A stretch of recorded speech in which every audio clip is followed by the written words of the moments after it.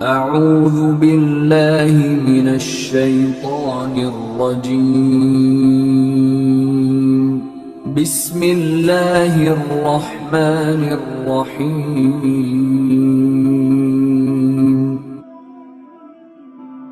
کہ صحابی اور تابعی کہتے کس کو ہیں؟ ان میں فرق کیا ہے؟ صحابی کیا وہ کون ہوتا ہے اور تابعی کون ہوتا ہے؟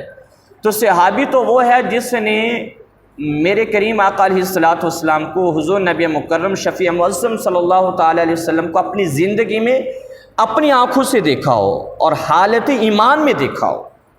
حالت ایمان میں جس نے کریم آقا علیہ الصلوۃ والسلام کے چہرہ انور کی زیارت کی اور حالت ایمان پر ہی اس کا کیا ہوا ہو، وصال ہوا ہو، تو وہ صحابی کہلاتا ہے۔ جس نے میرے آقا کو خود دیکھا ہو اپنی آنکھوں سے اور حیات طیبہ میں اور اس کے ایمان کی حالت میں اور اس کے وصال میں ایمان پر ہوا، وہ صحابی ہے۔